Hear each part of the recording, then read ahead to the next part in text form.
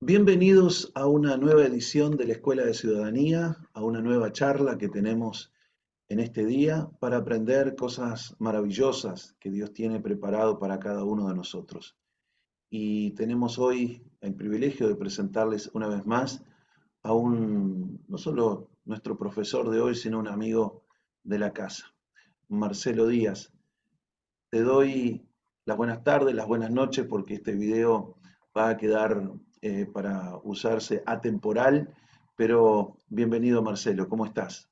¿Qué tal, Aldo? ¿Cómo estás? Un gusto volvernos a encontrar en esta tarea tan maravillosa que es la de la enseñanza y el de compartir principios desde la escritura que tienen que ver con el gobierno, con la gobernanza, con la política. Así que muy agradecido y contento de poder colaborar y estar con ustedes.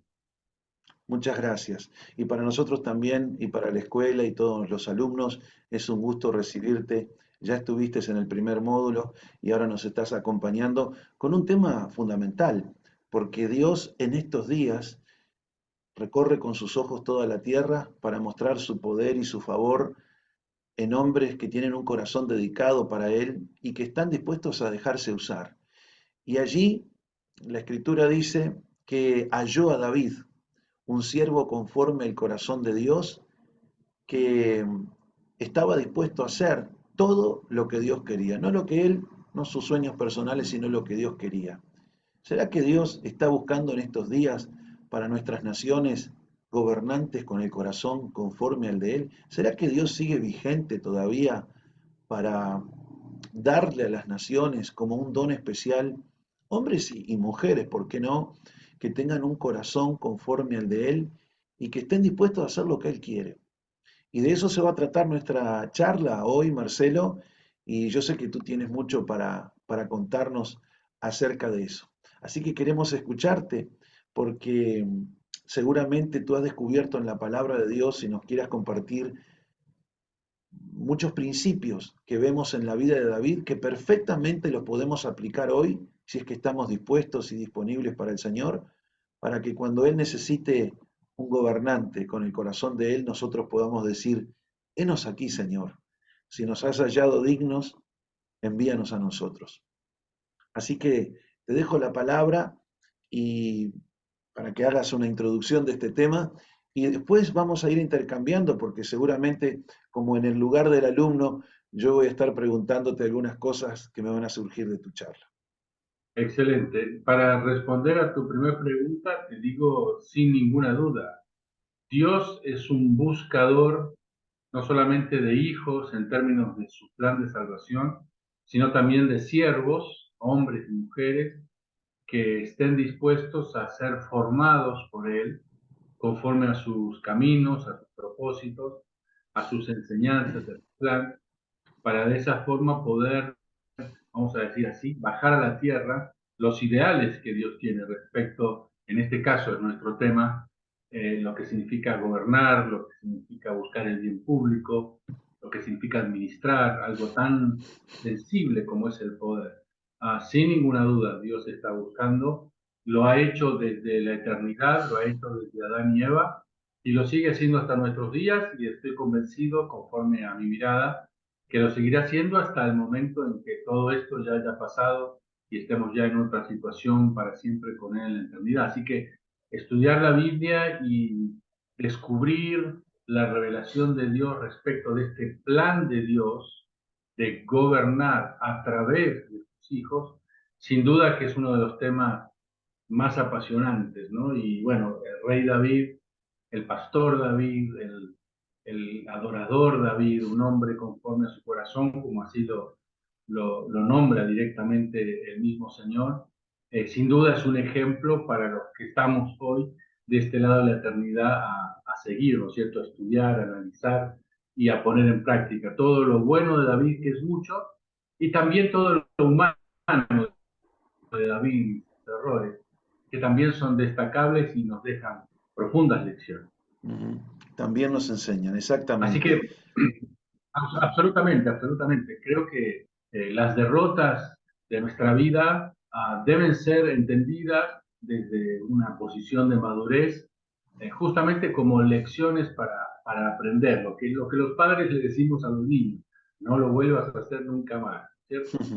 Si uno toma esa premisa como un estilo de vida, seguramente el camino de madurez cada vez será más sólido y en aquellos que somos llamados a ser gobierno y a ser usados por Dios desde este campo misionero tan particular como es la arena política, sin duda que esta actitud de aprender de nuestros errores nos va a ayudar a seguir adelante, a avanzar y a que el reino de Dios se establezca. Para ir un Marcelo, poco, sí, te no, escucho. Marcelo, escuchándote, yo me pongo en el lugar del alumno, que yo me siento atraído a trabajar en el servicio público como un instrumento de la gracia de Dios para mi país. Eso es muy importante darse cuenta. Como tú bien dijiste, David primero fue un adorador, un hombre que tuvo intimidad con Dios antes de estar en un cargo político. No es que salió a buscar a Dios allí, sino que fue el resultado de que Dios llamó ya a un adorador, allá en el fondo del redil de las ovejas. Ahora, ese llamado yo lo puedo experimentar porque me siento atraído, además de adorar a Dios, de servir a Dios y de servir en esta área. Pero no basta con eso, se necesita un tiempo de preparación. Y nos gustaría que nos hablaras acerca de eso porque a veces queremos sacar el pan del horno crudo. No es lo mismo comer una manzana madura que una verde. Bueno, Y nos cuesta eso. los latinoamericanos somos así, ¿no? Somos gente de acción para todo, desde el fútbol que nos llena de pasión hasta las cuestiones más cotidianas, nuestra idiosincrasia, nuestra sangre caliente, nos impulsa a la acción y bueno, a veces está bien, a veces es necesario, pero la gran mayoría de las veces puede ser que nos ocasione algunas dificultades, no solamente a nosotros, sino a quienes nos rodean. Yo creo ver en el rey David un ejemplo muy concreto, debo decir también un caso único, ¿no es Ujú, cierto? David es la única persona mencionada en la escritura que cumple o que cumplió los tres roles más significativos e importantes que un ser humano podía cumplir en términos de su relación con Dios y en términos de su vida al servicio del plan de Dios. David fue rey, David fue sacerdote, David fue profeta. ujú, Entonces, eso le pone a él, obviamente, en un lugar muy especial, vamos a decir así, de análisis para nosotros en este tiempo, porque la cuestión es, por un lado, distinguir los roles, que obviamente no son los mismos, aunque se complementan y buscan el mismo objetivo, que es hacer la voluntad de Dios, pero sin duda que cada uno de esos roles, que por una cuestión de la soberanía de Dios, en el plan que Dios tenía para David y para la formación de un pueblo que adorara a Dios y que siguiera sus mandamientos, sin duda el rey David ocupó un lugar súper especial. Vos me preguntabas respecto a esto de los tiempos y de la preparación y de todo lo demás. Obviamente, todos los que estamos en esta clase entendemos que la cultura en la cual David se movió y la cultura que la Biblia menciona en su totalidad, pero en particular en el Antiguo Testamento, donde está la historia de David, no es nuestra cultura, está claro. Nosotros estamos en la cultura occidental, allí es una cultura oriental. Nosotros vivimos una cultura occidental, en general en las Américas, donde el sistema político es un sistema republicano, con la democracia como uno de sus valores fundamentales, y en la vida o en la época del rey David estamos hablando de una monarquía, ¿no es cierto? Así que obviamente hay algunos detalles singulares a modo de sistema político que son diferentes. Sin embargo, obviamente, porque la Biblia es un libro universal, la Biblia es un libro perfecto que no tiene errores, y la Biblia si realmente es un manual de vida para todos los temas del ser humano, podemos encontrar en la vida de David y en su experiencia como gobernante, y nada menos que como gobernante escogido por Dios, y como gobernante que un gran porcentaje de su gobernanza fue agradable a los ojos de Dios, sin ninguna duda que eso supera cualquier cuestión del sistema político per se, y como hijos de Dios podemos tomar ejemplos de él. Si me permitiste, menciono quizás uno de los principales. Todos recordamos, David era un adolescente allí en Belén. Sucede este acto muy común en la vida oriental, que es el que el profeta de Dios, saliera a cumplir una orden que Dios le había dado, en este caso de buscar un rey que reemplazara a Saúl, que como vos mencionabas, venían menos, diríamos nosotros en nuestras palabras. Entonces Samuel sale en esa búsqueda. Notamos en la historia, allí en el libro de Crónicas o en el libro de Reyes, donde se cuenta la historia del rey David, el asombro de la ciudad. En ese momento Samuel era la persona con más autoridad reconocida en todo el reino. Así que cuando Samuel entra a la ciudad, ustedes recordarán la frase o las preguntas de la gente: ¿qué habrá pasado? Que tenemos nada menos que a Samuel en las puertas de la ciudad. Exacto.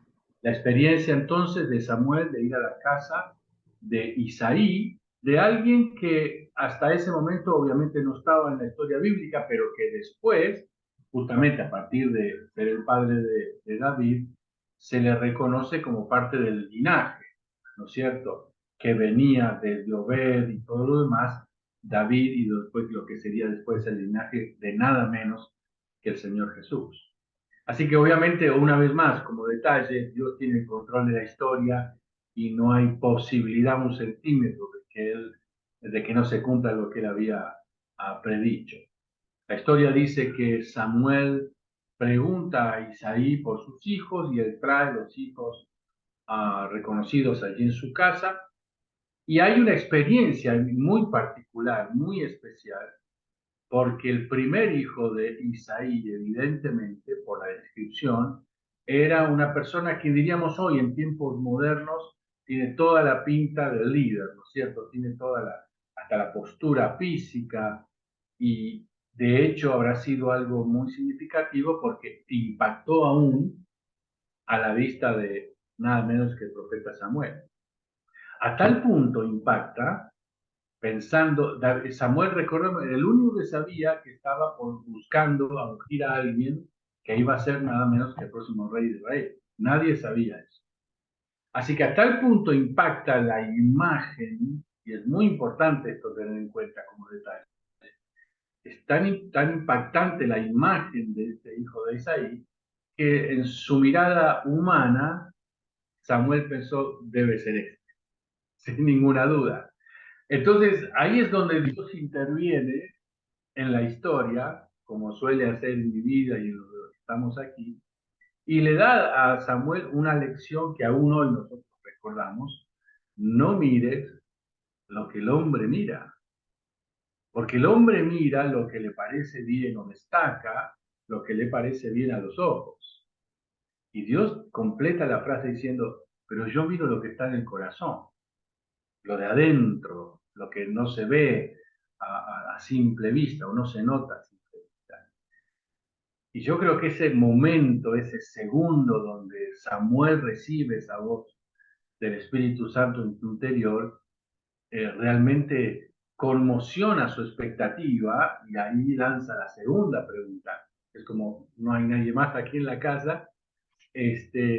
Y ahí entonces donde es David llamado, como decimos, desde el fondo de la casa, con olor a abeja y todo lo demás, y Samuel cumple la orden de Dios y le unge, como se ungía a los elegidos en ese momento, profetizando de que iba a ser el próximo rey de Israel.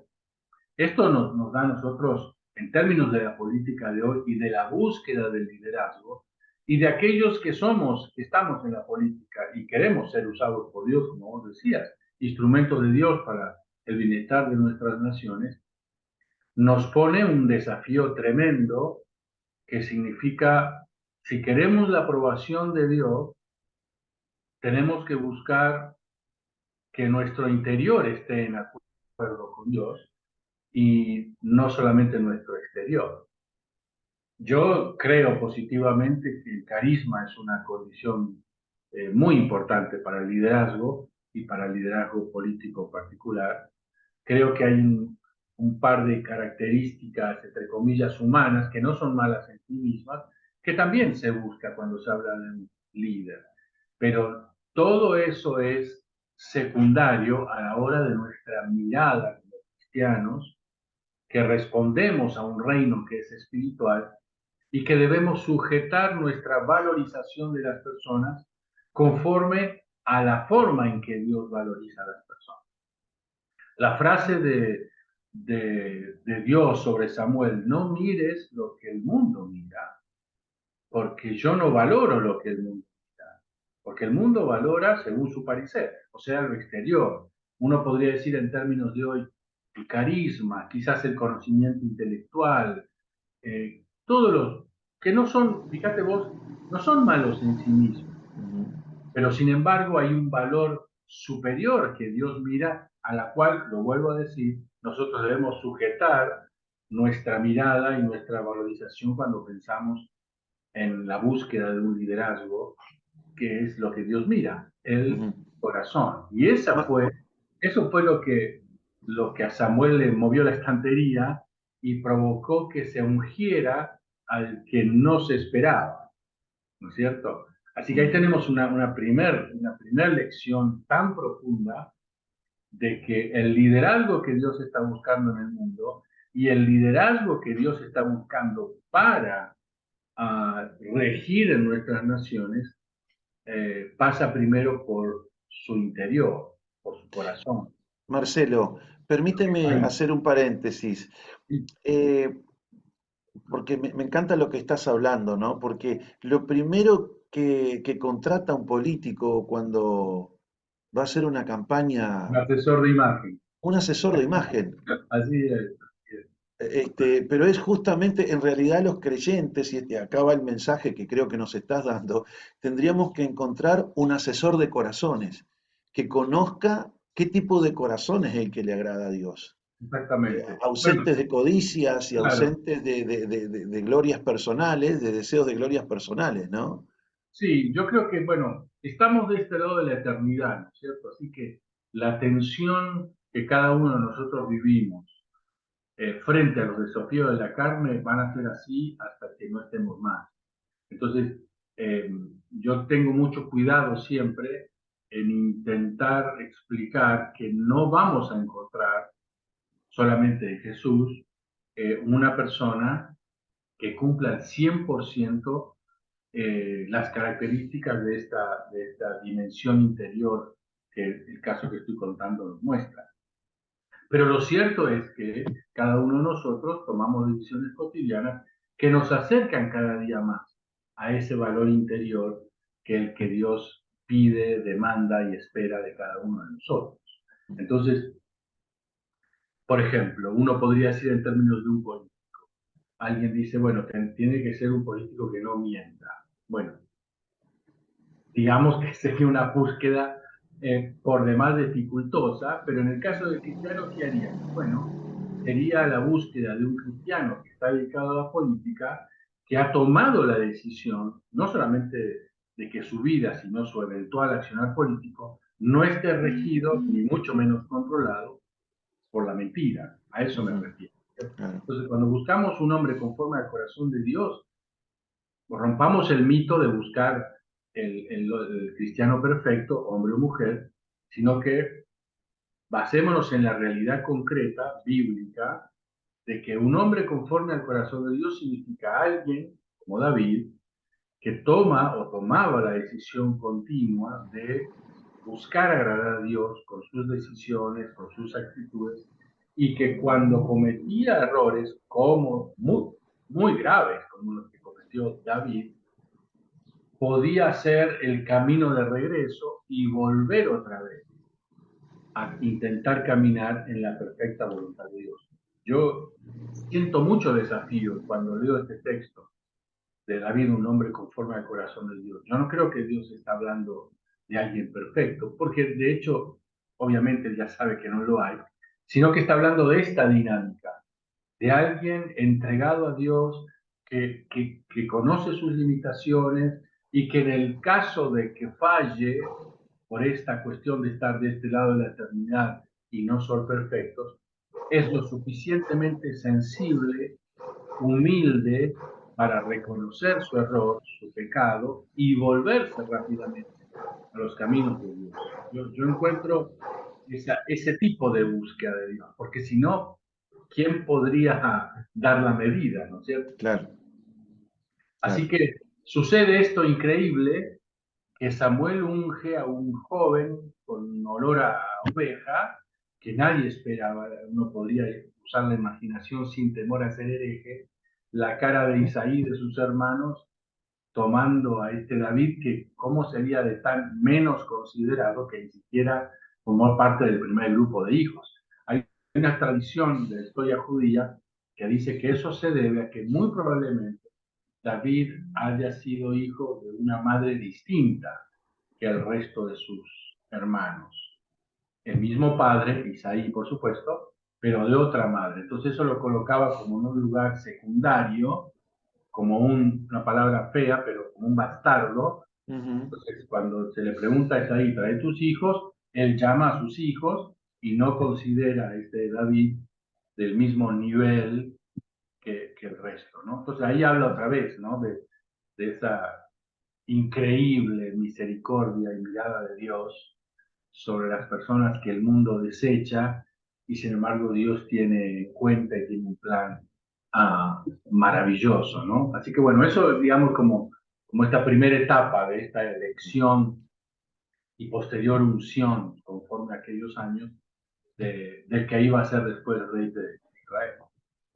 Bien, ahora, qué notable de que el hombre de Dios encuentra a David, lo unge, el Espíritu de Dios comienza a venir sobre David, pero no necesariamente al otro día o la semana que viene está en el reino, sino Exactamente. comienza todo un proceso. Y eso es muy importante. Yo recuerdo un poco el testimonio de Gerardo, que él yendo a la iglesia, en una iglesia donde no se veía bien que un cristiano participase en la política y en el servicio público, él tenía un llamado, pero ese llamado, si bien estaba ahí presente, él dice en su testimonio de Parlamento y Fe, en su testimonio de vida, que él como que se escapaba, no, que no quedaba, que quedaba un poco fuera del ojo de sus pastores y de sus líderes, pero ahí se iba a participar porque tenía la inclinación y el llamado. Pero fíjate tú que eso tenía 16, 17 años.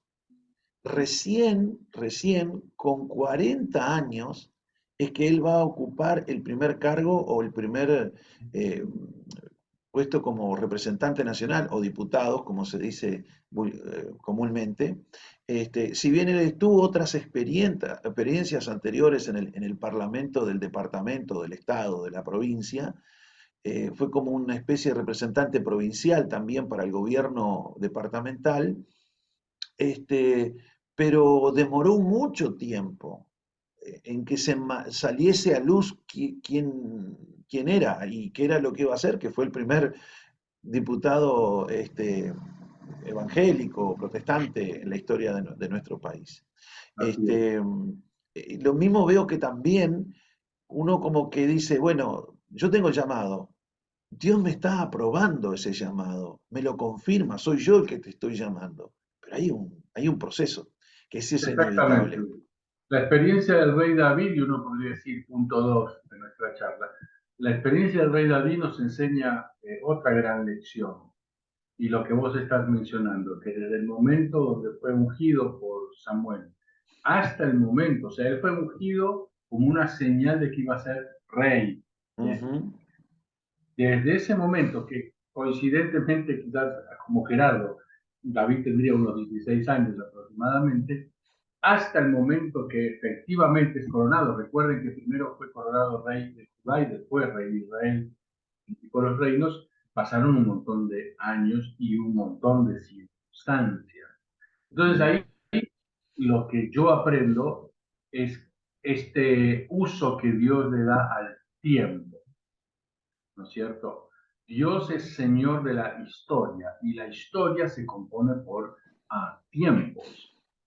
Con el rey David nosotros aprendemos en este segundo punto cómo Dios te elige, te llama por su pura soberanía y gracia. No hay nadie que merezca ser llamado por Dios, ¿no es cierto? Dios, esto es pura gracia y pura misericordia porque responde a un plan de Dios. Y a partir de ese momento, si uno reconoce más o menos, no digo entiende, sino reconoce más o menos que Dios le está marcando una dirección en su vida, comienza un proceso que incluye varios elementos, básicamente la formación del carácter. Imaginémonos si David hubiera sido ungido rey de 16 años y al otro día era puesto en el trono de Israel y la cosa hubiera sido un desastre. ¿Por qué? Porque si bien tenía la unción en términos de haber sido escogido por Dios para la tarea, no estaba preparado para la tarea, ¿cierto? Y ahí engancho con lo que hablábamos hace unos minutos, ¿no? Los latinos queremos todo allá, todo ya, ¿no es cierto? Y más en Onda esta época, microondas. claro, exactamente, y más en esta época este, Tan vertiginosa. donde la tecnología ha acelerado el concepto de los tiempos necesarios, y el concepto se ha reducido, el concepto de esperar, porque hoy la tecnología termina todo en segundos, y eso también ha afectado nuestra cultura. Estamos en una cultura, sobre todo, quizás no tanto vos y yo, que pertenecemos a una generación, pero sin duda de niños y adolescentes, es una cultura que no sabe lo que es esperar. ¿Por qué? Porque la tecnología te da lo que vos necesitas en breves segundos. Pero ese es otro tema para otra charla de este mundo complejo. El En, asunto es en- que este en gran manera, perdón Marcelo, en gran sí, manera este proceso está marcado por un trato con, primero el desarrollo de su personalidad, porque era un adolescente David, pero también con un tema de formación del carácter, y esto es muy importante para aquellos que están deseando servir a Dios. exactamente. Mira, Dios está muy enfocado ahora en el trato contigo y permite situaciones hasta injustas, situaciones de agresión inclusive de las autoridades, en este caso Saúl, que era el rey, de adversión, de ser usado por la autoridad, porque eso es uno de los puntos que se ven también en la historia, en la relación con Saúl, pero que todo eso era para vacunarlo a fin de que cuando él llegara no fuese a cometer los mismos errores. Por eso es que él grita allí y dice, no quites de mí tu Santo Espíritu cuando él falla, porque él ya había visto lo que era estar influenciado por un mal espíritu como estuvo Saúl.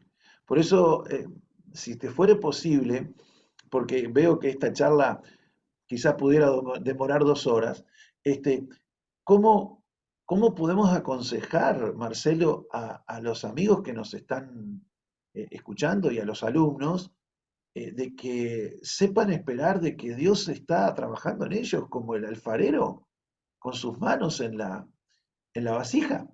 Así es. Y que todo lo que está ocurriendo en su derredor hoy no está escapando al control de Dios y que han venido con un propósito.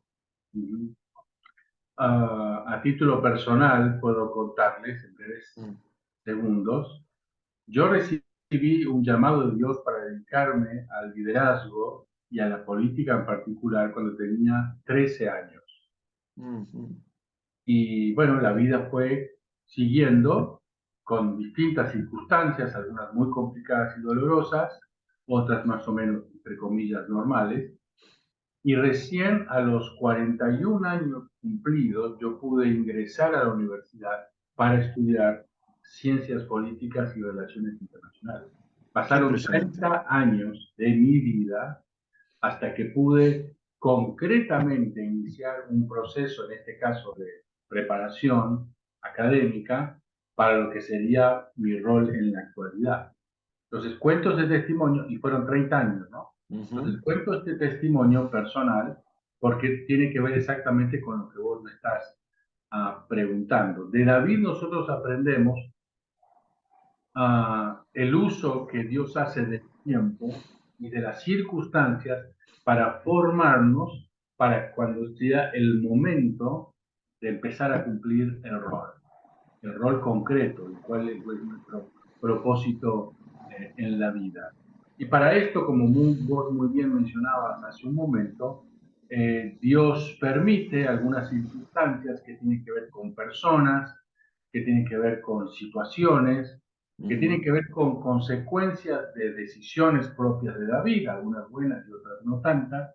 En ujú, fin, con lo que es la vida para ir formando en el futuro rey de David un carácter al mayor nivel de madurez posible que supiera, que pudiera soportar las tremendas presiones que él iba a sufrir una vez que fuera ungido rey. Un detalle. David, por ejemplo, entre otras cosas, debía aprender a relacionarse con las personas y a valorar todo tipo de personas a su alrededor. Recordemos que el oficio de pastor de ovejas es un oficio que se hace en solitario. Todos hemos leído y nos emociona leer los salmos cuando algunos de ellos escritos por David. David habla de la maravilla de los cielos, de la maravilla de la creación, pero en términos concretos digo, estaba él solo, su arpa, vamos a llamarle así, y las ovejas, no había nadie claro, más. claro, Pero sin duda, a partir del camino que Dios tenía para David, el hecho de tener que gobernar, y vos trabajás con personas, no trabajás con ovejas, uno diría en tiempos de hoy, uno no gobierna con escritorios, no claro. gobierna con micrófonos, gobierna con personas hacia personas. Entonces Dios tenía que enseñarle, estoy dando un ejemplo, lo que es el trato y lo que es relacionarse con todo tipo de personas. Y una anécdota en particular que quiero mencionar aquí, que me parece relevante. ¿Recuerdan ustedes cuando David es perseguido por Saúl? Entre tantos lugares, él se esconde en una cueva muy famosa llamada la cueva de Adulam. Claro. ¿Recuerdan ustedes? Y en esa cueva de Adulam, recuerdan ustedes que había todo tipo de personas que escapaban de alguna forma con David o se encontraban allí. La Biblia dice que era todo tipo de personas rechazadas, por decir así, por la sociedad. Lo muy interesante es que años después, cuando David es ungido rey, la lista que se conoce en la Biblia como los valientes de David, hoy podríamos decir su gabinete, eran personas que habían estado con él en la cueva de Adulam. Ujú, Es muy interesante para mí esa ilustración porque habla de valorar las personas, conocer su situación, haber pasado por las mismas presiones, haber pasado por algunas circunstancias que puso a prueba qué cosa, algo que es absolutamente indispensable en la vida, pero en la arena política ni hablar, que es la confianza en el otro, ujú, que es la lealtad en el otro. Entonces, ujú, la lealtad que tenían los valientes de David cuando David era rey, no nació cuando a David le pusieron la corona. Esa lealtad, esa confianza, esa amistad, esa dependencia, ese respeto hacia David nació en la cueva de Adulán, muchos años antes. Entonces, otra vez, todo esto tiene que ver con este proceso de Dios, de que aprendamos un montón de cosas hasta cuando llegue el momento en que Dios disponga de que tengamos que, hablando de política, quizás asumir un cargo público, quizás ejercer un rol de muchísima influencia. Me gusta recordar esto. Los procesos de Dios, en particular de los que somos líderes y los que aspiramos a un rol en el campo de la política, yo percibo de que son muy especiales, vamos a decir así, por parte de Dios. ¿Por qué? Porque nuestro propósito en la vida tiene que ver nada más y nada menos que con la administración del poder. ujú, Y dicho en buen criollo, el poder no es para cualquiera. No es un texto bíblico, pero es muy válida la expresión. El poder no es para cualquiera. Hay un dicho que sobre todo se nos aplica a nosotros los hombres, que dice, ¿querés conocer a un hombre? Dale que comer o preguntarle, ¿no? En términos de la cantidad, la voracidad y todo lo demás.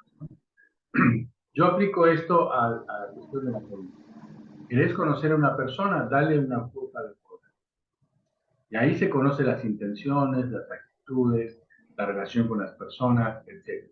Cuando una persona, incluyendo a un cristiano, llega a una posición pública de influencia, donde la ley le respalda, donde el Estado le respalda, y vamos a ser bien gráficos, se sienta en una oficina, en un escritorio, y su lapicera tiene su firma, el poder de cambiar el curso de la historia en muchos asuntos de su país, debo decir que si esa persona, ese cristiano, no tiene un carácter formado, sencillamente sus acciones van a conducir al desastre.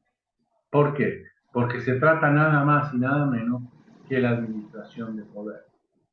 Cuando alguien se enfrenta a esa situación y sabe que hay muchas personas, cientos de personas, miles de personas que tienen que obedecer lo que él o ella dicen, hay que estar muy seguro de sí mismo.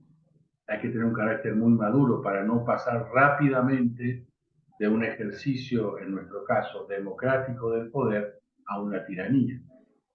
Cuando una persona ha llegado a un nivel de poder, en términos de política, del Estado, etcétera, del gobierno, donde administra bajo su exclusiva decisión millones de pesos o de dólares, tiene que tener un carácter formado.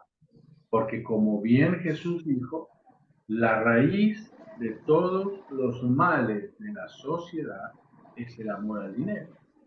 Entonces, cuando alguien tiene el poder de administrar por su propia decisión millones de dólares, vamos a decir, de pesos, y tiene que tener un carácter formado, porque es muy fino el lío de ser un buen administrador honesto a ser un ladrón, donde por las características del ejercicio del poder es muy probable que pueda ser ladrón sin que nadie se entere. Claro, ¿Cómo le llamamos nosotros a eso? Corrupción. claro. Entonces, volvamos a lo que vos me preguntabas. Por eso el tiempo de Dios en formarnos. Por eso el tiempo de Dios en formarnos y usando todas las circunstancias, las muy buenas y las no tan buenas, las muy agradables y las no tan agradables. Sí, sí. Además es como que David estaba metido en el agua fría y en el agua caliente, ¿no? Por un lado, David mató a sus 10.000 y por otro lado Saúl mirándolo como decimos en el campo de Uruguay y de Argentina, mirándolo con idea, Claro, ya preparando la lanza. O sea, exactamente. pasaba de la aprobación popular a la persecución de quien era, digamos, su líder más inmediato, que quien era Su mentor, digamos, su mentor en términos de enseñarle lo exacto. que tenía que enseñar. Ahora, Marcelo, me encanta todo lo que estamos hablando porque aprendemos mucho, pero vamos a correr un poquito la historia. Tú dijiste, David primero llega, después de mucho trato, a Hebrón, donde reina creo que por 3 años, antes de gobernar en todo Israel. Se sienta allí no para meramente para que alguien, la gente lo ayude, sino que se sienta allí para servir, para que todo ese esfuerzo que hay en su derredor se transforme en un potencial que él administra para servir al pueblo. Eso es uno de los temas que es muy importante. Tú decías, cuando se le da un cargo o poder a un hombre, descubrimos cómo es. Acá en Uruguay decimos, si quieres conocer a Pablito, dale un carguito. Ahora Claro, David está en el carguito, pero la conciencia de David es, yo estoy aquí primero para servir a Dios y para servir al pueblo de Dios. Que así nunca es. se nos olvide eso. Bueno, yo creo que las dos cosas están íntimamente ligadas y por lo tanto son imposibles de separar. Cuando alguien dice, vos y yo, cuando alguien dice que quiere servir a Dios, lo que Dios escucha es que alguien está diciendo, quiero servir a la gente en tu nombre. Exactamente. No hay forma de que Dios escuche otra cosa. Y me animo a plantearlo en estas palabras porque es lo que entiendo de toda la Escritura. Y sin ninguna duda es el mensaje que leo de Jesús. Cuando Él dijo, yo no vine aquí para ser servido, sino para servir, está mostrando claramente lo que para Dios significa el ejercicio de autoridad del poder. Y no tengo que recordar cuál es el nivel de autoridad y poder que tenía Jesús. Sin embargo, Él dijo claramente, miren, no se confundan, no esperen que yo reine sobre Israel, no esperen que destruya el imperio romano, etcétera, etcétera, cuál era, como sabemos, la expectativa del Mesías militar y libertador que había en aquellos años, sino que Jesús presenta otro reinado con otras características y el término de lo que estamos hablando claramente diciendo mi función aquí es servir, no ser servido. Entonces, para aplicar esto, tanto desde el rey David como por ejemplo, como por supuesto de Jesús, yo entiendo eso y entiendo que no hay otra forma de entenderlo. Cuando alguien dice que Dios, que siente, que percibe en su corazón, en su espíritu, circunstancias y un llamado de Dios al servicio público en términos de la política, lo que yo escucho y traduzco es que alguien está diciendo, voy a servir a Dios en la expresión de su reino, sirviendo a las personas a través de la política, cualquiera sea su expresión o su rol, ¿no es cierto? No hay otra forma. Los líderes que sobresalen, fíjate, vamos a llamarle el mundo. En el mundo, la comprensión de el nivel de influencia del liderazgo está exactamente al revés de como la Biblia lo plantea. En el mundo se cree que mientras más importante sos, más derechos tenés y menos responsabilidad. Nosotros hemos escuchado hasta el cansancio que cuando se le objeta o se le llama la atención a alguna persona que tiene poder, dice, bueno, pero yo soy el presidente, o soy el alcalde, o soy el representante, entonces puedo hacer lo que quiero, ¿no es cierto? Es una frase muy común en nuestros pueblos. Bueno, la perspectiva de poder y de responsabilidad en lugares de alta influencia, desde la perspectiva de la cosmovisión bíblica, es exactamente al revés. El triángulo es invertido. Mientras yo más, vamos a decir así, más alto subo, menos derechos tengo y más responsabilidades, tal como hizo Jesús. Entonces, si alguien nos está escuchando y tiene en su corazón el deseo de servir a Dios en el campo de la política y eventualmente ocupar un cargo, digamos así, una posición de influencia en algún rol del Estado, Dios quiera que muy pronto tengan ustedes un presidente cristiano allí en Uruguay, como en el resto de los países de América Latina, como una señal de Dios de sanidad para nuestras naciones. Bueno, sepan ustedes que lo que desde la perspectiva divina se entiende es que nuestros derechos se reducen y nuestras responsabilidades crecen. Aumentan.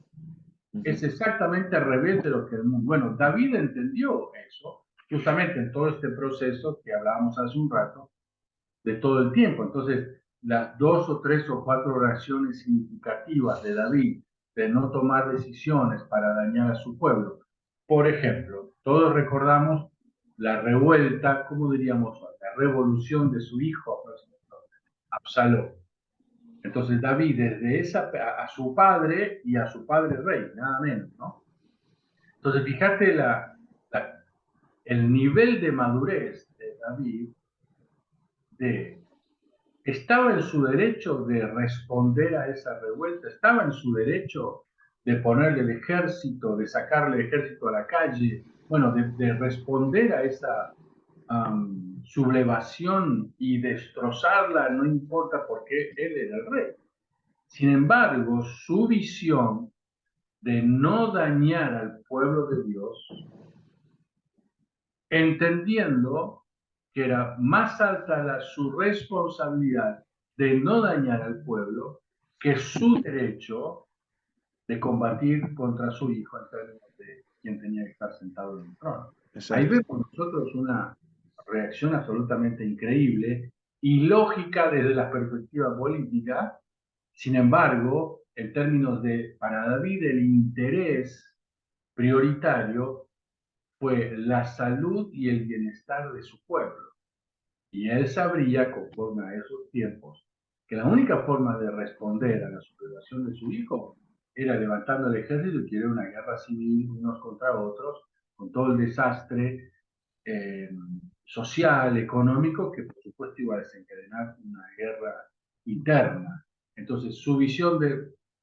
Y el pueblo está ajeno a esto, el pueblo no merece esta situación, no tiene por qué pasarla.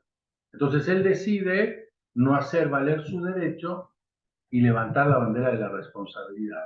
Y hace lo que hace, que es, como todos conocemos, sale con sus más fieles, digamos, y, entre comillas, huye y se va hasta el momento en que después todos sabemos lo que sucedió y retoma el reino. Entonces, ahí tenemos una conducta súper relevante en términos de entender esta cuestión.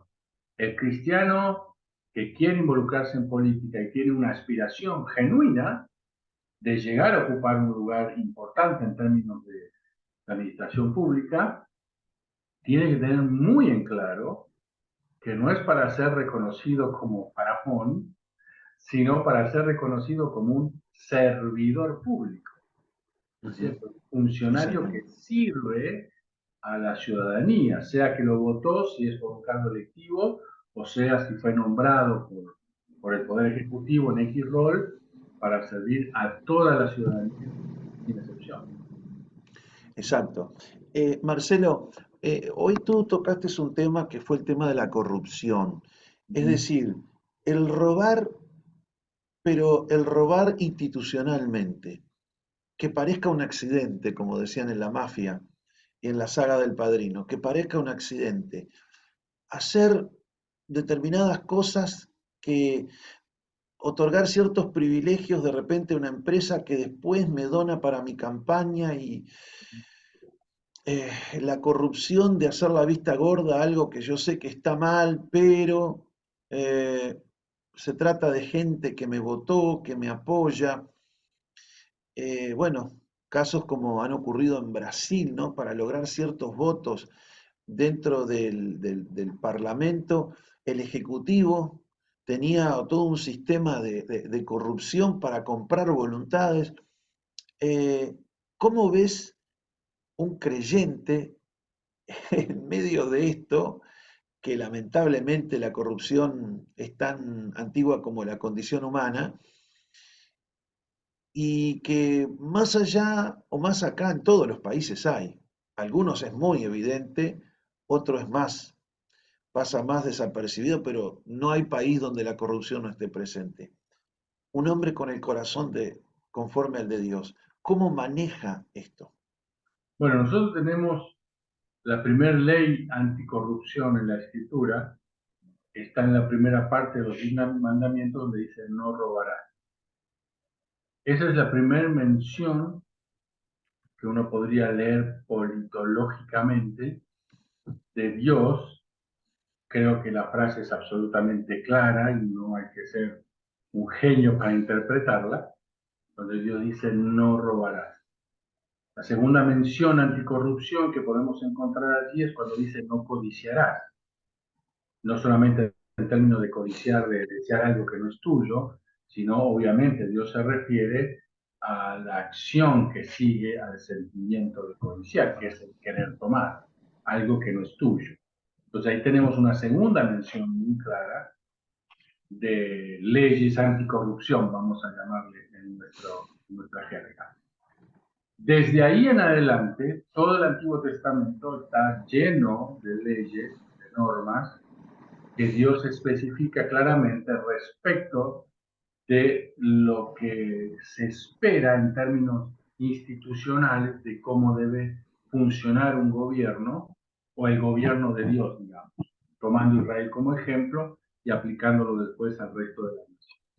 En el Nuevo Testamento, claramente, sobre todo en los Evangelios, claramente a partir del Sermón del Monte, encontramos en la Biblia las características, vamos a llamar así, que deben tener el gobernante respecto de su carácter, de no codiciar, de no robar, de amar a su prójimo, de servir, etc. Entonces, una autora muy conocida, que me gusta mencionar mucho, Landra Coppel, dice, en el Antiguo Testamento encontramos la forma y el sistema legal en la cual Dios quiere establecer su gobierno, y en el Nuevo Testamento encontramos las cualidades que Dios espera de aquellos que aspiran a ser gobernantes, ¿cierto?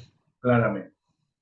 Respecto de la corrupción, la vida de Jesús y la vida de David está llena de ejemplos de justamente un hombre que por temor a Dios, en términos de por respeto a Dios, pero no solamente en términos de respeto o temor porque Dios me castigue si hago algo malo, lo cual sin duda debería ser una base para nuestro comportamiento ético y moral, sin ninguna duda, porque el pecado tiene consecuencias y no hay forma de evadirlo, pero también en segundo término, y ahí habla más del corazón que de una cuestión legalista, es no puedo yo decir que represento a Dios y soy corrupto.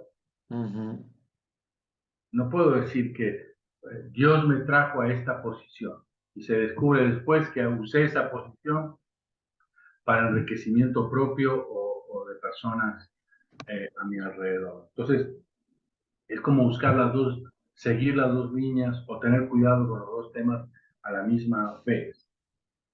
Sin ninguna duda, vos viajás por cualquier país de nuestra región y le preguntás al ciudadano común qué piensa de la política, la primera palabra que asoman es la palabra corrupción. Sin ninguna. Entonces, nosotros los cristianos, ¿cómo podemos prever la corrupción? ¿Cómo podemos luchar contra nuestra tentación a la hora de la posibilidad de ser corruptos o no? En todos los aspectos y en la cuestión del gobierno. Bueno, con algo que lamentablemente no se usa en América Latina en los gobiernos, que es el control. El control evita la corrupción. No tengo muy en claro en Uruguay, pero aquí en Argentina la Oficina Anticorrupción, que es una entidad de gobierno, por ley, debe estar conformada por el partido opositor al partido político que gobierna, donde por razones más que obvias, el partido opositor va a ser un contralor efectivo de los actos de gobierno en términos de corrupción del partido gobernante, es algo obvio. Bueno, apliquemos ese principio a nuestra vida, a mi vida. Nosotros deberíamos decir, bueno, ¿quién me controla? Lamentablemente, un extremo del individualismo, a veces aún entre el mundo evangélico, dice, no, esta es una cuestión entre Dios y yo, algo personal, nadie se tiene que meter. Y yo debo decir, lo digo con respeto a los que piensan de esa manera, pero lo digo, es que están sinceramente equivocados, porque no existe ni un solo texto en la Escritura que permita la independencia de ninguna persona que se denomina como cristiano. No existe la vida independiente en el cristianismo. No solamente dependemos de Dios, sino que dependemos de otra persona, porque así Dios lo ha establecido.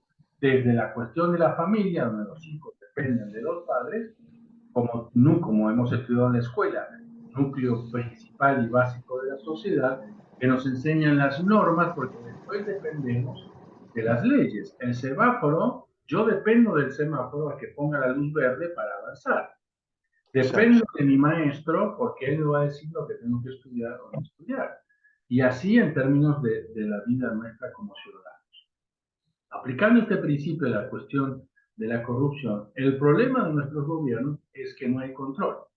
o el control que hay, obviamente, es deficiente, o el control no controla nada a causa justamente de la corrupción. Entonces, una cuestión que a mí me gusta mucho aconsejar es a los hermanos o hermanas que están en política es que se aseguren de tener a su alrededor, por un lado, en términos personales, podemos llamarle mentores, líderes, el nombre que sea, que efectivamente pueden ejercer ese control, de hacer esas preguntas. Bueno, ¿cómo estás administrando el dinero? ¿Cómo estás Mm, administrando el poder? ¿Cómo te llevas con tus pares? ¿Cómo te relacionas con tus empleados? ¿Cómo te relacionas y te llevas con tus adversarios? Hablando en el campo de la política. Y ujú, por supuesto, ni hablar en términos de la cuestión de la administración del dinero. Esto ujú. de, de tener en claro esto de que hay que rendir cuenta. De hecho, aún no conozco el detalle de la Constitución de Uruguay, pero imagino que al igual que la Argentina, no hay ningún empleado público, desde el presidente para abajo, que por ley no deba rendir cuentas. Estoy Claro. seguro que al menos la ley lo establece. Sí, sí, sí, Que la tal cual. Constitución Nacional Uruguaya, Argentina y las otras lo establece. No hay ninguna duda de eso. Entonces, la pregunta y el desafío que yo creo nosotros debemos cumplir, si es que queremos hacer una diferencia en la política, es permitir este control sobre nuestra gestión. Desde lo humano y espiritual, y uno sabrá a quién tiene que pedirle consejo, etcétera, hasta lo concreto que tiene que ver con nuestra acción política, la rendición clara y transparente de la forma en que manejamos los fondos que podemos manejar, etcétera. Entonces, la Mm, corrupción se evita levantando el poder sobre nosotros del control, ujú. cualquiera sea la forma en que deba ser. El control evita la corrupción, previene la corrupción y en el peor de los casos la corrige. Claro. Me estaba acordando del propio David, ¿no? Cuando falla él moralmente, en este caso, en el tema de Betsabé, el Uh-huh. profeta Natán entra al Exacto, escritorio y tú eres ese hombre. O exacto. sea, David también estaba bajo el ojo supervisor, en este caso del profeta. Y Hablaste, evidentemente, sí, un detalle de lo que estás mencionando me parece excelente, evidentemente si bien Natán era profeta, pero él debía tener el permiso de David para entrar nada menos que exacto. en Pancho y de confrontarlo cara a cara, porque si no era muerto por un guardia al instante. Entonces ahí vemos otra vez lo que estamos diciendo, la actitud de David, ¿no es cierto? Había alguien que no necesitaba permiso de nadie para entrar a su despacho y confrontarlo con lo que tuviera que confrontar. Entonces, ahí vemos ese control que decíamos antes sobre nada menos que el rey de Israel y todo lo que sabemos sucedió después. Hoy hablaste al pasar ahí acerca de cómo tratar al adversario político. Uh -huh. ¿Es realmente un enemigo? ¿Hay diferencia con el adversario? Háblame un poquito porque me llamó mucho la atención. ¿Qué podemos aprender de la vida de David en cuanto al trato con el adversario o el enemigo? Claro, ¿Qué lecciones nos deja el gobernante, el político David? claro. Bueno, una gran lección para mí nos deja. Eh, Ninguna persona pierde su condición de valor como ser humano, no importa cualquiera sea su actividad, como norma general. Apliquemos ese principio ético a la cuestión de la política.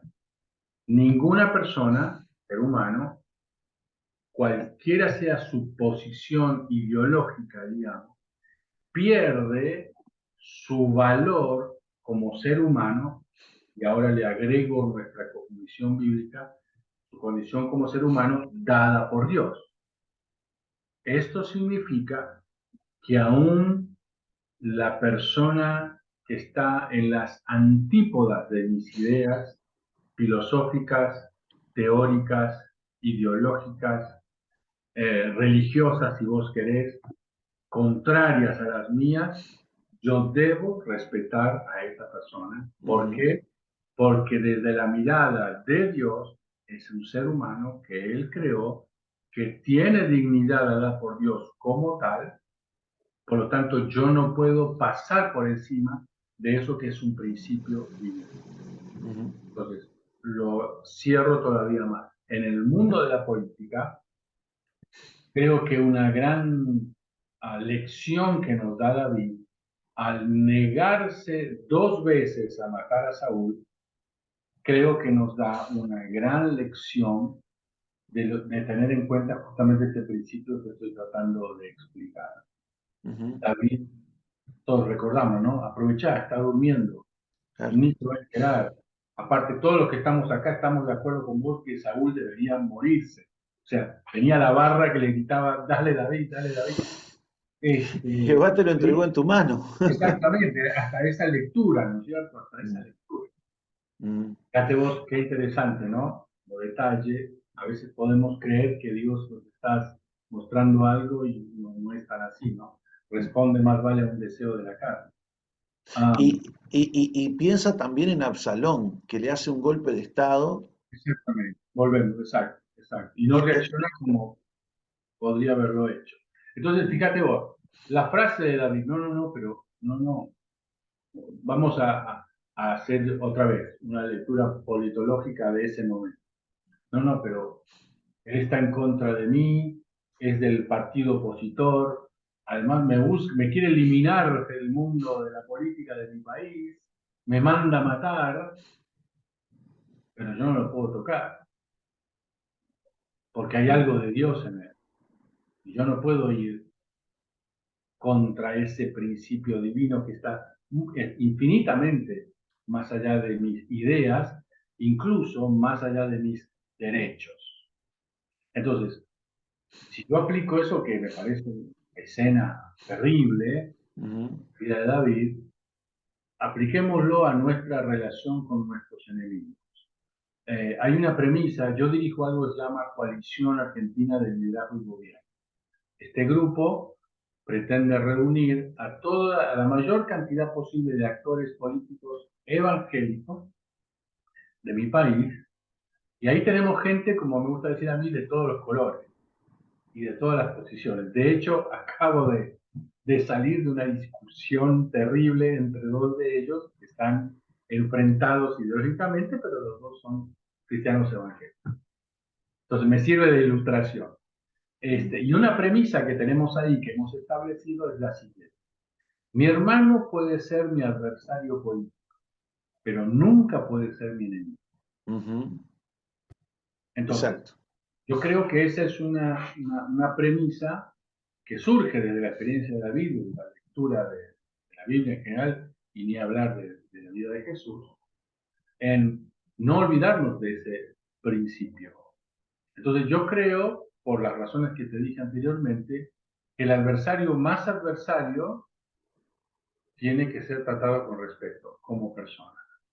Eh, Y eso que tuvo David, la oportunidad de lo que hoy se dice, matarlo políticamente a Saúl, en exactamente, sentido figurado, ¿no? Un cadáver político podría ser.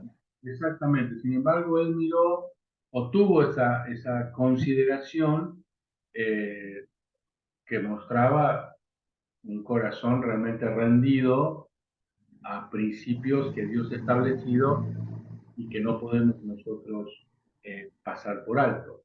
Mm, Nuestra civilización en este mundo complejo, como le llama la sociología a estos años que estamos viviendo, dice que el odio es uno de los elementos o de las emociones que más está caracterizando la emocionalidad de los habitantes de nuestro planeta. El odio se expresa cada vez más y lo peor es con mayor libertad.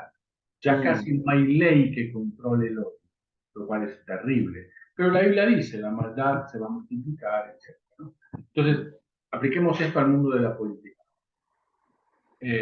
Bueno, vamos a un extremo.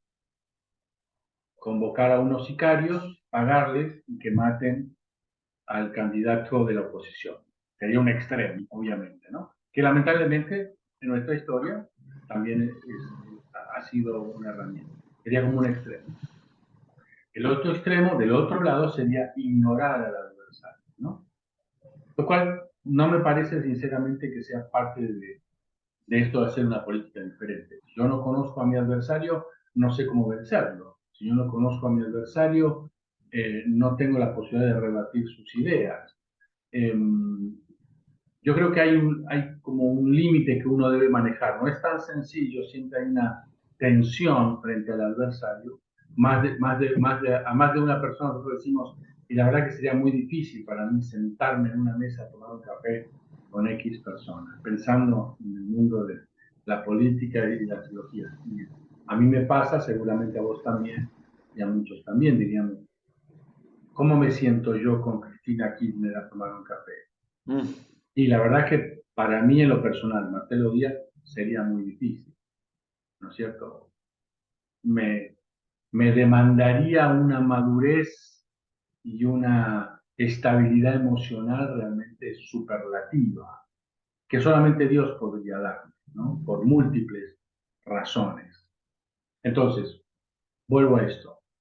Creo que esta actitud de respeto al adversario y de no considerarlo como enemigo, ¿por qué digo no considerarlo como enemigo? Enemigo es una palabra que viene del mundo castrense, del mundo militar. Con el enemigo no se conversa, con el mm, enemigo no se negocia, al enemigo se lo elimina. claro. Es una expresión de la vida militar. Yo como soy hijo de militares, conozco de qué se está hablando. Entonces, yo no puedo considerar a mi adversario un enemigo, porque la palabra me está diciendo que mi objetivo es eliminar. Y no se me permite desde la perspectiva del estilo de vida que yo digo que profeso. No se me permite.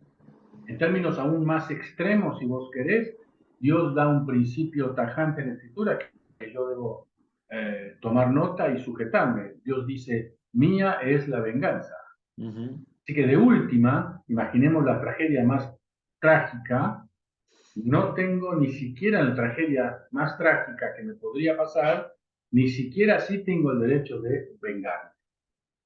Entonces, si yo aplico eso al mundo de la política, digo, no puedo considerar a X personas del otro partido o de la ideología o de lo que fuera como mi enemigo, porque ya la postura como enemigo es cuando pueda, lo elimino. No, lo debo considerar como un adversario. Se dé cuenta el otro o no, lo valore o no, no es mi problema. Mi problema es, o mi responsabilidad es, actuar conforme a la demanda que Dios establece. Entonces, es muy interesante. Mm, Jesús sí, estaba rodeado de enemigos que lo llevaron a la cruz. Jesús dice, si yo hiciera así, miles de ángeles vendrían a mm, defenderme, etc. Jesús en la cruz dijo, Padre, perdonado, porque la verdad que no sabe lo que están haciendo. Entonces, a nosotros nos colocan con una vara muy alta, ujú, manda de Dios. Por eso sí hablamos de madurez, ¿no? Porque el ejercicio del poder exige madurez. Porque vos tenés el poder de eliminar a tus adversarios. Vos tenés el poder. Se ha hablado siempre en nuestros países de crear un lobby y de mover la inteligencia y los servicios de tal forma, viste como se dice acá, un carpetazo, de ujú, tal forma que la prensa a tu favor destruye la vida de una persona y esa persona o va presa o tiene que irse del país. O sea, tenés el poder de eliminar a... Lo que pasa es que desde nuestra perspectiva, nuestros principios, no se nos ocurre. Y es más, si queremos ir más profundo, quizás deberíamos pensar que Dios pone ese adversario que no nos quisiéramos volver a ver, porque Dios sigue formando nuestro carácter. Hasta podríamos tener una lectura sobre eso. ujú. Perfecto. Y para finalizar, estaba pensando entre a la hora de gobernar también, ¿no? Que ese que es mi adversario, de alguna manera representa gran parte del país que no me votó, pero que yo también tengo que gobernar para ellos. Y eso es Exactamente. uno de los temas que vemos en la vida de David. ¿Te acuerdas del episodio con Abner, hijo de Ner, el general de Saúl? Ujú. Cuando él busca un acercamiento, porque era un hombre de mucha influencia dentro de los seguidores de Saúl, que si bien era un partido político bastante menguado, lo digo en términos figurados, por supuesto, eh, estaba allí, había mucha gente, estaba la familia, los descendientes. Saúl era de la tribu de Benjamín. Había gente que si David no era sabio en cómo tratar a Saúl y a su familia y también a los militantes, al ejército que era representado ahí por Abner, podría tener también serios problemas para su liderazgo, Exactamente. una revuelta civil. Pero él tuvo esa, inclusive en contra del consejo de los hijos de Sarbia, que, bueno, al fin y al cabo le generaron un problemón, hasta que el pueblo interpretó que David nunca quiso asesinar a Abner. Exacto. Hablemos un poquito de esto ya para finalizar, porque aprendemos mucho de un hombre con el corazón conforme al de Dios, que cuando llega a un lugar tiene que saber que no solo gobierna para los que le aplauden, sino para los que le tiraron piedras. Exactamente. David es otro ejemplo de este tema tan crucial, lo que estás diciendo. La tendencia triste, inmoral, de la gran mayoría de los gobernantes de nuestra región es que cuando llegan a la posición de liderazgo, ponerle presidente según nuestro sistema, castigan al electorado que no le votó y benefician obviamente al que le apoyó. Nada más lejos de alguien que quiere hacer política desde una perspectiva o con el corazón de Dios.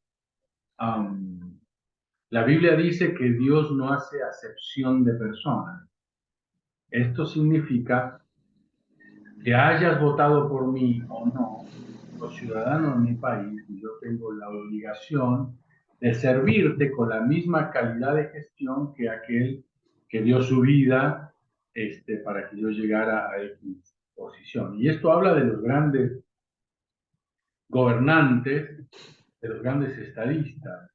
Todos recordamos la experiencia de Mandela, ¿no es cierto? Ujú. Primer presidente negro elegido en su país, que provocó el fin del apartheid y que obviamente el hombre llegó después de muchos años en la cárcel y toda la historia que conocemos de él, con la presión de sus amigos y de su propio partido, este es el momento de destruir a la ciudadanía, sobre todo a la ciudadanía blanca, que por años nos ha castigado, nos ha torturado, y etcétera. Este es el momento.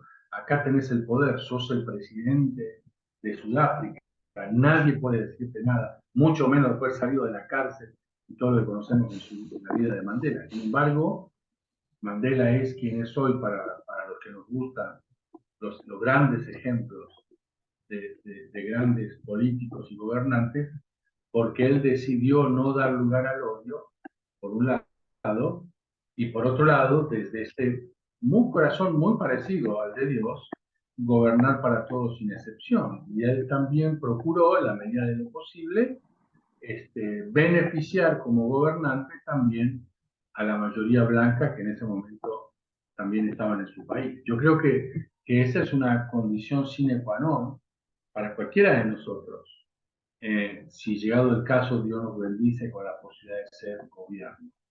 Uno diría, y lo digo en términos muy actuales, eh, gobernar, ¿cómo deberíamos gobernar con la misma calidad, fidelidad al mundo no evangélico que nos molesta continuamente y nos persigue justamente porque somos cristianos evangélicos? Deberíamos atender las necesidades de los musulmanes que pudieran estar en nuestro país. Estoy hablando de, de, de divisiones del término de la religión primero, ¿no? A los judíos, ponele, por decir, ¿no? O también, si vamos a hablar de política, a los que son del partido opositor, a los que me hicieron la campaña sucia, a los que mintieron sobre mi integridad personal y casi destruyen mi familia o casi provocaron una crisis tremenda en nuestros hijos, a los que, como dice la Biblia, planeaban desde sus camas hacernos el mal y perdieron las elecciones y ahora resulta que yo soy el que tiene el poder. Claro, Sí, deberíamos gobernarlos con la misma calidad institucional y con un corazón para que esté mejor. Y las luchas que tienen que ver con estas cosas que he mencionado de política, obviamente resolverlas conforme a la ley. Pero la actitud debería ser gobernar para todos. Aún para las minorías, y lo digo con mucho énfasis, aún para las minorías que están en nuestros países y que claramente sus estilos de vida, su perspectiva filosófica del valor de la vida y de valores que nosotros consideramos fundamentales como la vida, la familia, la sexualidad, conforme a lo que entendemos Dios ha ordenado en la Biblia, el hecho del varón, el hecho de la mujer, etcétera, principios que son innegociables en nosotros. Sin embargo, gobernar para todos, incluyendo esas minorías, no significa que yo estoy negociando esos principios. Todo claro, lo contrario. Significa que esos principios me empoderan a mí para ayudarles a partir de políticas públicas, etcétera, a que ciertas políticas públicas les ayuden a reflexionar sobre su condición, sobre sus ideas, etcétera. Pero bajo ningún punto de vista discriminarlos en términos de, no, a ellos no les, si alguien tiene esas prácticas, no le vamos a gestionar una buena jubilación o que claro. no haya problemas con las cuestiones de salud pública o educación. Eso hablaría muy mal de un mensaje que hemos dicho de campaña, digamos, hoy mucho más importante que tiene que ver con nuestros principios de vida, ¿no? Entonces, me parece que, sobre todo en este mundo complejo que vivimos, eso sería una condición. No estoy diciendo que estoy de acuerdo con sus valores, con sus prácticas, no estoy diciendo eso. Lo que estoy diciendo es que respeto su decisión, que voy a controlar su actividad de tal forma que no cometan los errores que creo que están cometiendo en términos de obligar a todo el mundo a pensar como ellos. Para eso voy a ejercer el poder que el Estado me ha delegado, pero bajo ningún punto de vista voy a tratarlos como personas de segunda categoría. Y ahí está, creo que una muestra del amor de Dios. Uno podría decir, una de las definiciones que me gustan a mí de las traducciones del griego de la palabra misericordia es amor hacia una persona que no se lo merece. Y la verdad que en términos humanos, vos y yo conocemos personas que no se merecen vida eterna. Cuando alguien se ha pasado 24 horas insultándote y vos no tenés ganas de darle un abrazo. Y uno en términos humanos dice, no, este no se merece mi compasión, para nada. Cuando alguien ha pensado hacerme mal, destruir mi familia, destruir mis hijos a través de una educación perversa, y no dan ganas de justamente tenerle misericordia. Entonces, al revés, la Biblia me dice, como David hizo, bendecid a los que os maldicen. No respondamos de la misma forma. Jesús dice, no será así entre ustedes. Algunos buscan adueñarse de su pueblo, muchos gobernantes.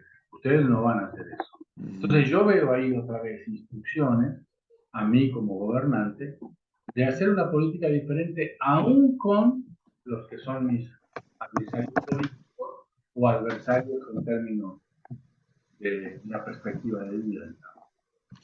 Bien, Marcelo, muchísimas gracias. Hemos aprendido mucho, espero que la audiencia también y los alumnos. Te agradezco una vez más, la verdad, hermosísimo. Pensábamos en una charla de 45 o 50 minutos, se nos ha ido mucho más de una hora. Eh, Espero que si alguno se sintió ofendido, que nos perdone. Gracias, te mando un gran abrazo y bueno, quiera Dios que nos veamos pronto en Montevideo. Muchas gracias, Aldo, por esta oportunidad y por supuesto aprovecho para dar un gran abrazo a mi gran amigo personal Gerardo Amarilla, alguien que no solamente estimo desde nuestra amistad que nos une ya hace unos cuantos años, sino obviamente que admiro. Lo he dicho públicamente y lo puedo decir aquí, que nos ha tocado colaborar y trabajar en varias organizaciones a lo largo de toda América Latina juntos, y creo profundamente que Gerardo es en este momento el político cristiano evangélico mejor, que más nos tiene para enseñarnos respecto de cómo es esto de hacer política desde una perspectiva de fe diferente. Así que su vida es una vida para admirar, para seguir, para tomar como ejemplo. Su humildad destruye toda posibilidad de orgullo respecto de cualquiera de sus acciones, y realmente he tenido el privilegio en estos últimos años de conocerlo y tener una amistad cercana con él. Así que un gran abrazo, Gerardo, y gracias por esta oportunidad de compartir este tiempo con este centro de estudio. Muchas gracias. Hasta la próxima. Un gran abrazo, nos vemos. Saludos a todos. Bendiciones.